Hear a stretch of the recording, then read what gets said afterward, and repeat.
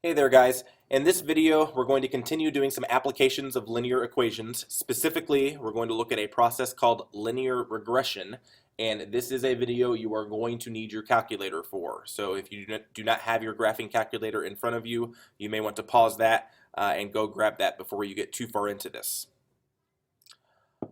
Before we look at the calculator process though, I want to review a few bits and pieces about linear regression and some terminology you should be familiar with already, starting with scatterplots. So a scatterplot is simply a graph of various points, okay, scattered about a coordinate plane, and it simply shows the relationship between two variables.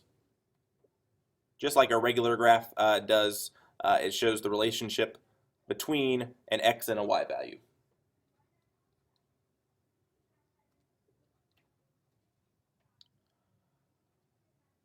When we see a scatter plot, we can think of it as having one of three distinct characteristics. Okay, a scatter plot can have what is called positive correlation, and positive correlation simply means that the data points on the scatter plot are increasing from left to right. So as x gets larger, y also gets larger. So these two scatter plots on the far right here would show what is called positive correlation.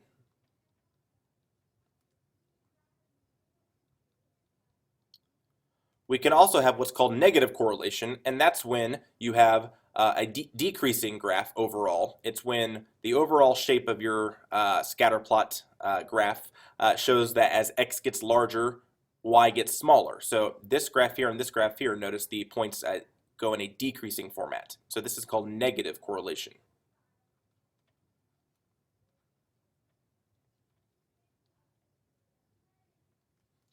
And then the third option is to have no correlation, and that's when the points don't appear to decrease or increase as x gets larger. It's just one sort of blob, and that's what you can see here in the middle. Okay, there is no increasing or decreasing pattern to these points, so this is a no correlation scatter plot.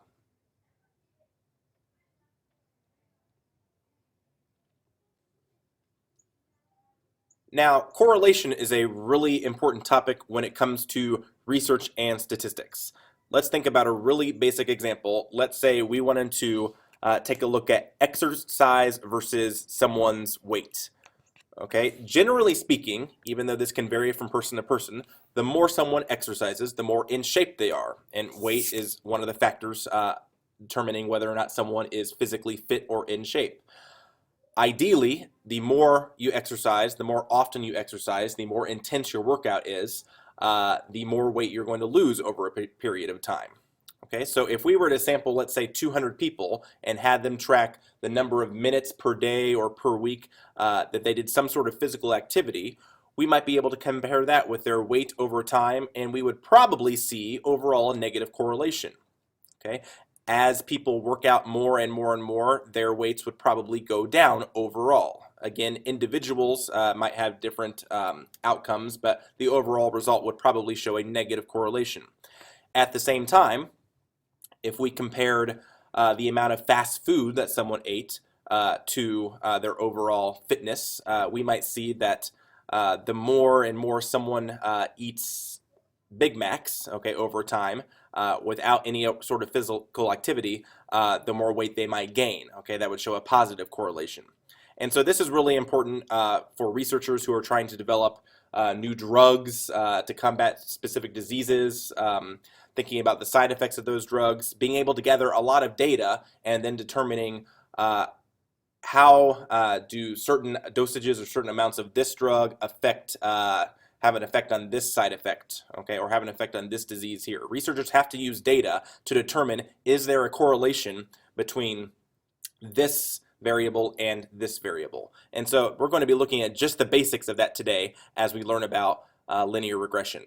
And example one here, I have an example of computer use and test scores. So in this table, you see the number of hours spent online the day before a test in the top row, and in the bottom row you see the scores on the test.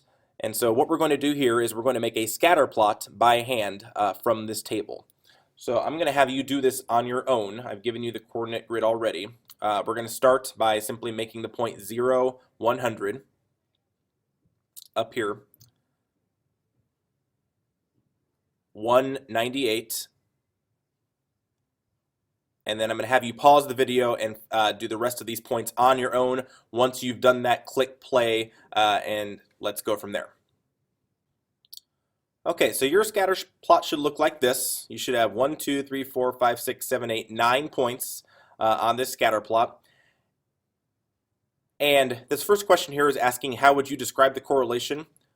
Well, hopefully you would describe this correlation as a negative correlation, because overall, even though there are some jumps in the data, overall from beginning to end, our data points are decreasing as the x values on the x-axis increase. So this would be a negative correlation.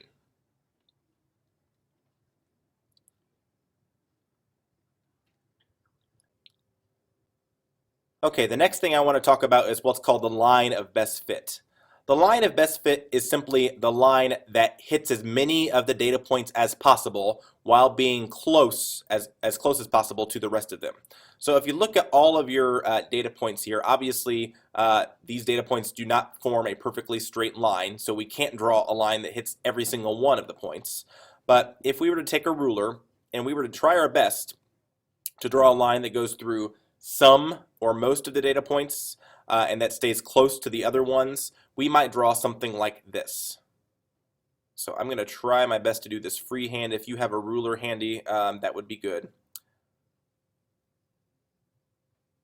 So you can see here that this line, I've tried to draw it through 1, 2, 3, 4, 5 of these points. I'm getting really close to those. And then the other points that this line does not pass through, we've got some points above the line and some points below the line. So this would be a good approximation, since we're doing this by hand, of the line of best fit. So what I'm going to do now is I'm going to write an equation for this line. And to write the equation for the line, I'm going to take a look at 2 of my points. So I'm going to pick 2 of the points that are on or close to being on this line. One point here I see is 560. And another point I see is 378. Depending on what points you picked, you might have different points that might affect your equation here, but now I'm going to write an equation for this line. So since I have 2 points, I'm going to start by finding the slope between those 2 points.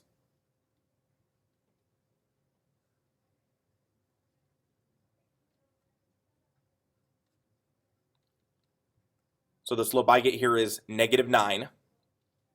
And then I'm going to take one of those points, let's say 560, and I'm going to plug my slope and that point into point slope form to write the equation of the line.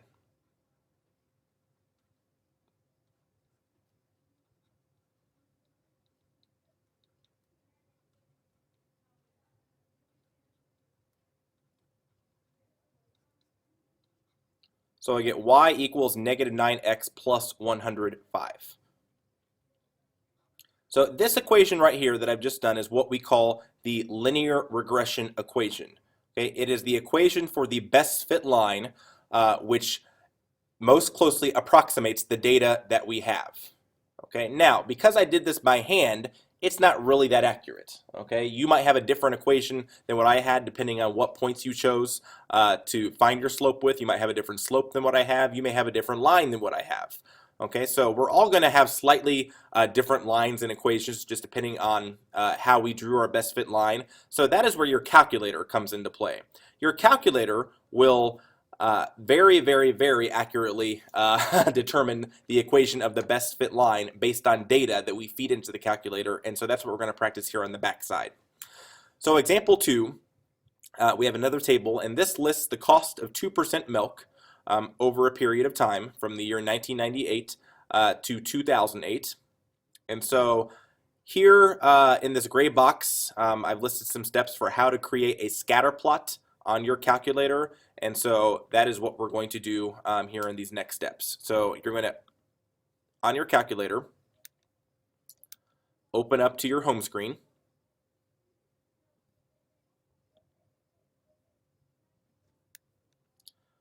And we are going to open a new document. We're going to open a spreadsheet, so option 4. And we're going to type in what we see in that data table into this spreadsheet. So my first row, that's going to be my first column in my spreadsheet. I have year numbers. Whenever you're presented with year numbers like 1998, 2000, we don't want to type those into our spreadsheet. We want to think about what was our starting year. What was the starting point? Well, look at the original problem. The problem says let X be the number of years since 1997. So since 1997 is my starting point, that means 1998 is going to be 1 year since 1997. 2000 will be 3 years. 2002 will be 5 years, etc., etc. And so these are the values that I'm writing here in pink that we're going to list in our first column on our table on the calculator. 1, 3, 5, 7, 9, and 11.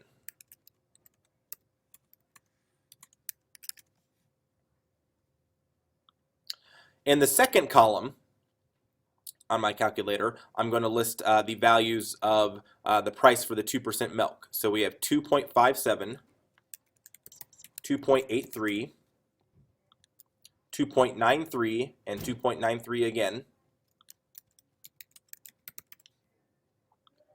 3.1, and 3.71.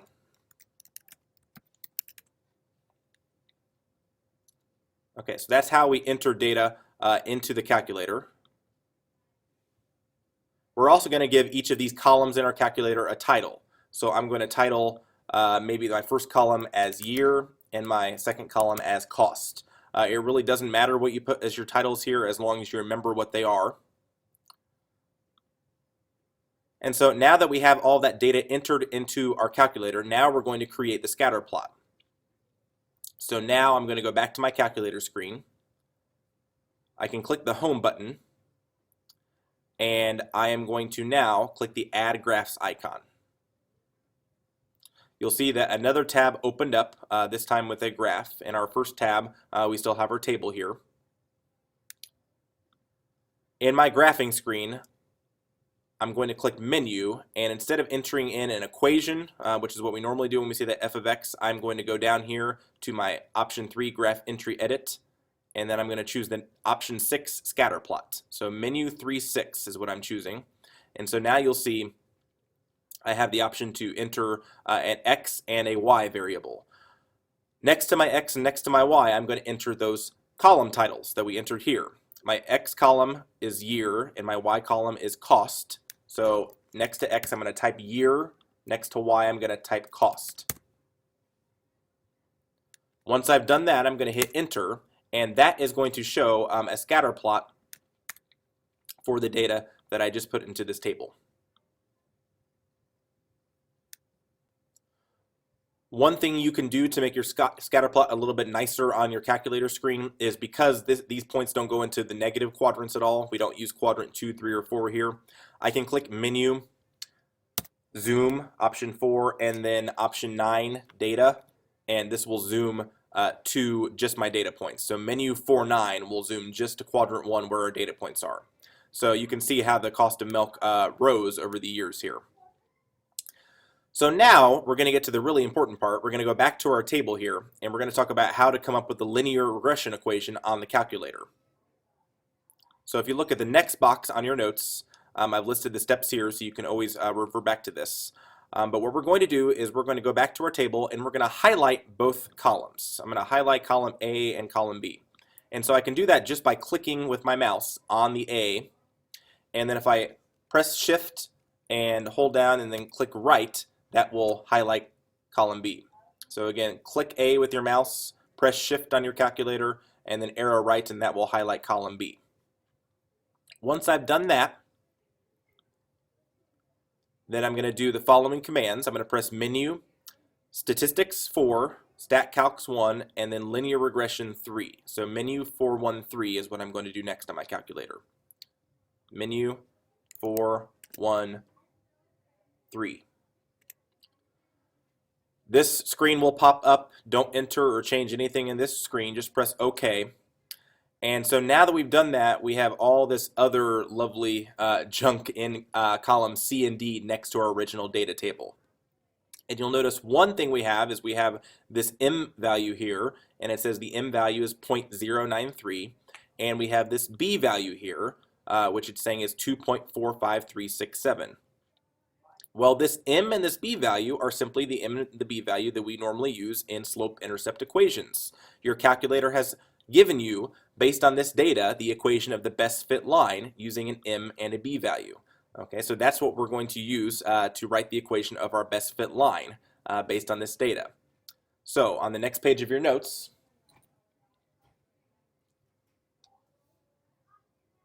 since our calculator is telling us that the m value is 0.093,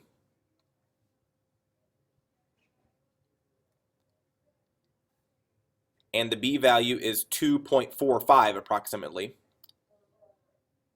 and I normally round to the number of decimal places that was originally in my table. So since my table had, this was money 2 decimal places, that's why I chose 2.45 here.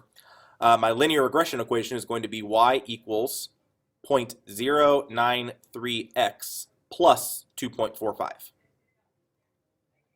That's the equation of the best fit line. So now just a couple of questions here at the end. Using this equation here, we're going to predict how much we would pay for a gallon of milk in the year 2025.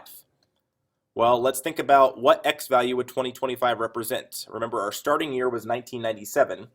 So if we subtract 1997 from 2025, we get x equals 28. So this is asking us to plug in the value of 28 for x into this equation.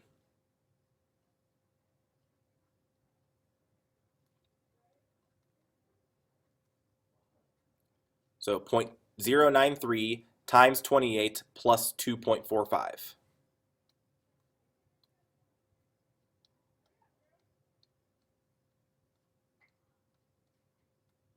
And if I do that, I get approximately 5.05,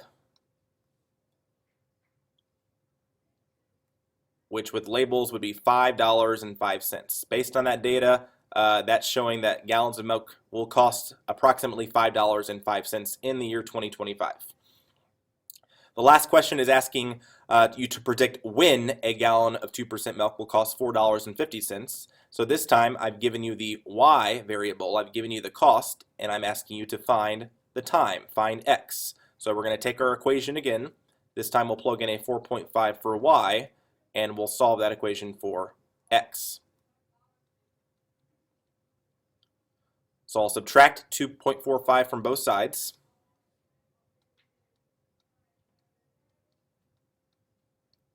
To get 2.05.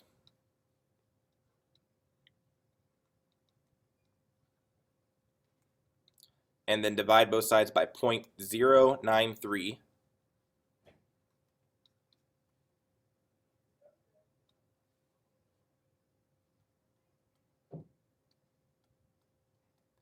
And we get x to be approximately 22.